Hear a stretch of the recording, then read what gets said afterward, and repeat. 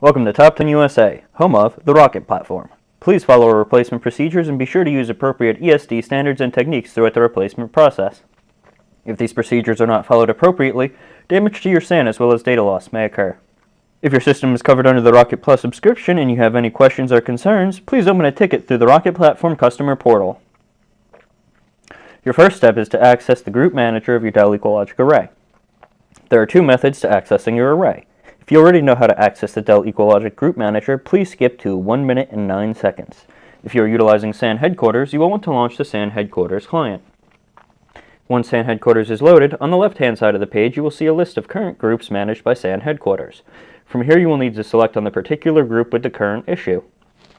You will right-click on the group name and select Launch Group Manager and log in using your login credentials. If you are accessing your Dell EqualLogic via web browser, you will open up your web browser and in the address bar either enter the host name of your SAN or the management IP address. Once you see a login prompt, please enter your login credentials.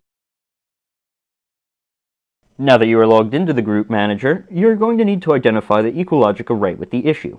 On the left-hand side of the page, you are going to select on the particular array that currently has an indicator marking. In the center of the screen, you will see a row of tabs across the top of the page. You will need to go to the Maintenance tab of the Dell EqualLogic array. To the right-hand side of the page, you are going to see a section with identification information of this array. Be sure to click Start LEDs Flashing. You will need the LED indication turned on for any service procedure in order to identify the faulty SAN with ease.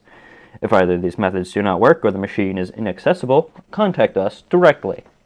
Before proceeding with this instructional, you must be warned that this procedure is delicate and it is recommended to have professional guidance and supervision during the execution of this process. Failure to follow the procedure correctly will lead to total data loss with minuscule to no chance of recovery. Any chassis replacement performed without professional guidance and supervision will void any maintenance contract or warranty on the machine and any relevant parts. Using the LED indication lights you had turned on earlier, locate the array. The array will have every indication light on the machine flashing. Once the array has been identified, you must turn off the indicator lights. Enter back into the Group Manager and select the member with the faulty chassis. Navigate back to the Maintenance tab, and on the right-hand side of this tab, select the option Stop LEDs Flashing. The replacement of the chassis will take the array offline for approximately 1 hour, and will require some preparatory steps to ensure the replacement goes smoothly.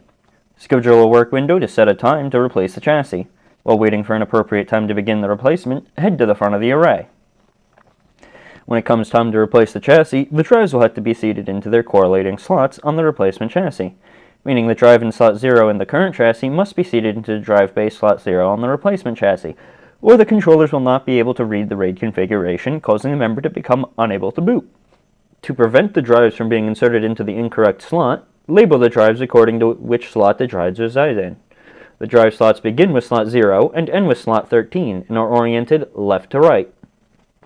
Make sure not to cover any of the ventilation slots on the drive trays to allow the necessary airflow to cool the machine.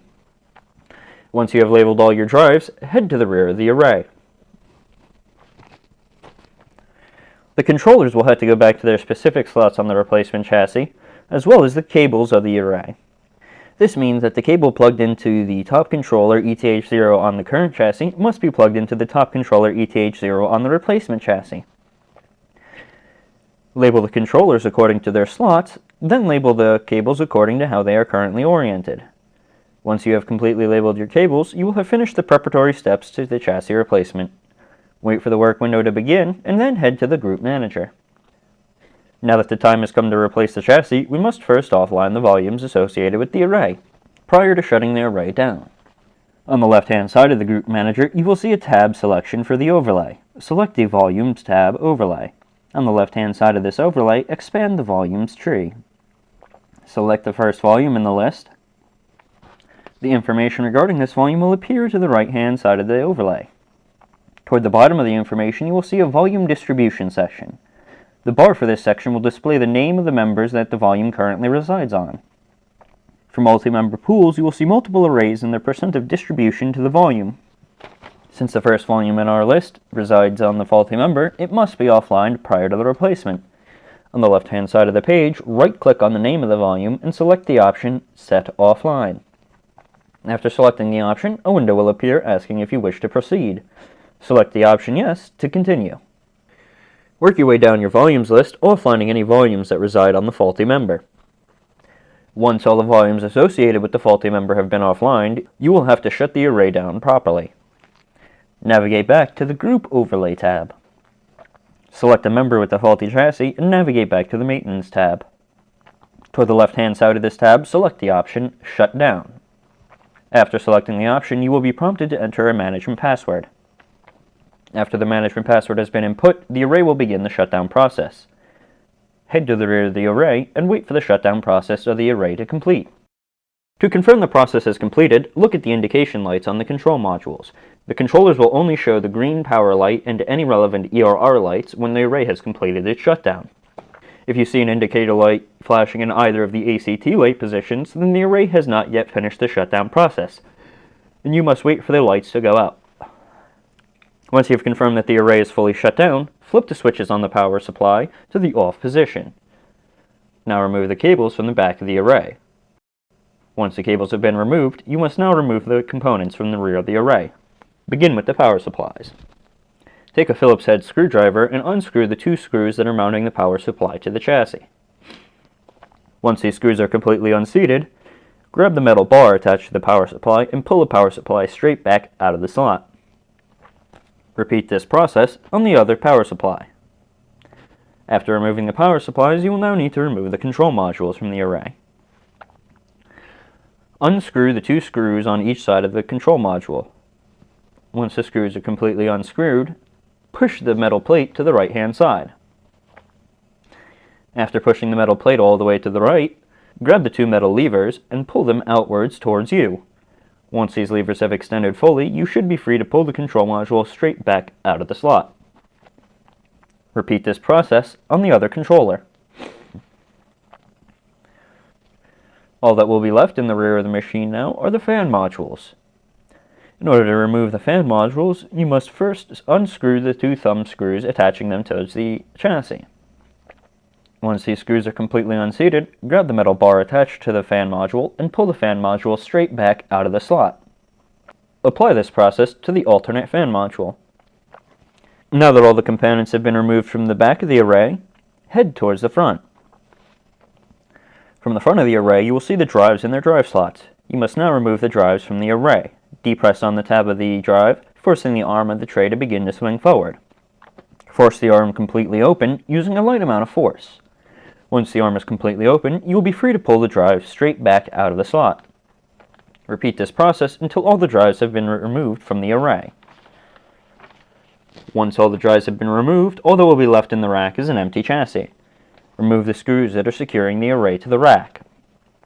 Once you have confirmed there are no more screws securing the chassis, remove the chassis from the rack.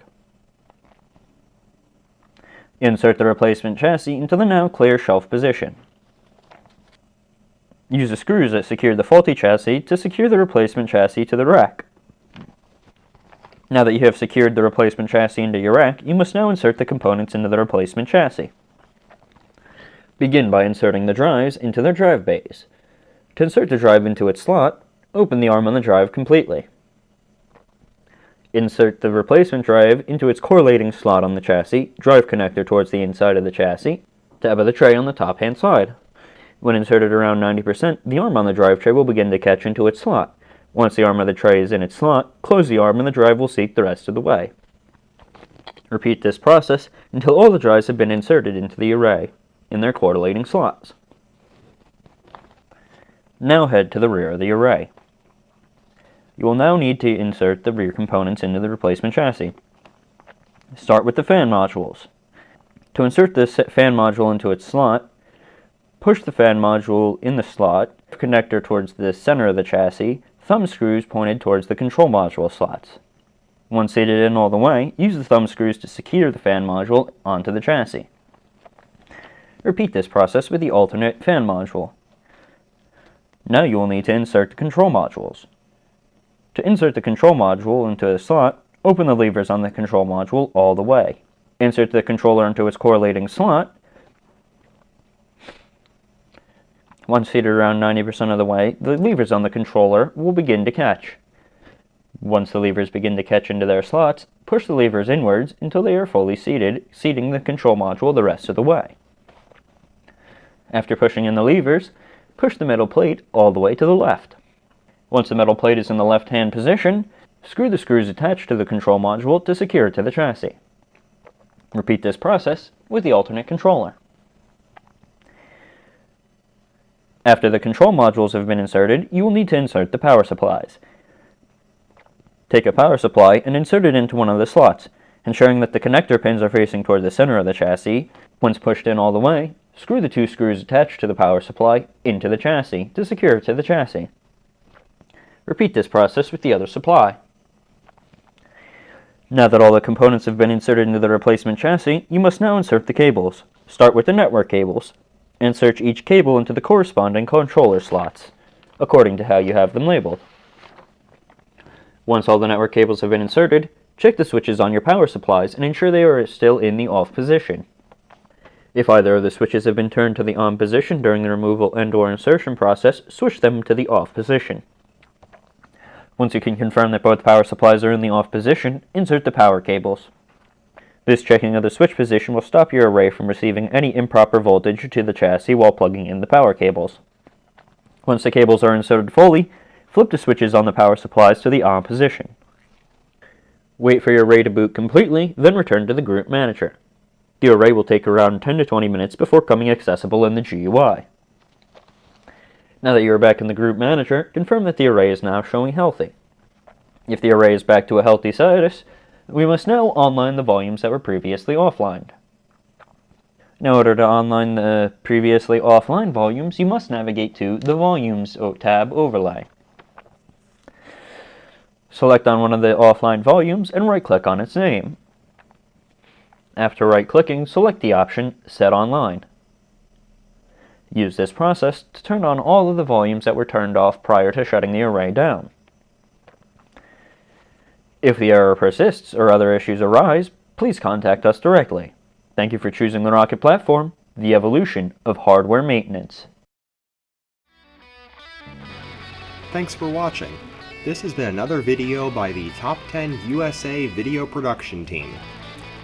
We look forward to sharing more content with you going forward, so please check out our YouTube channel and please subscribe so that you get notified whenever we release a new piece of content.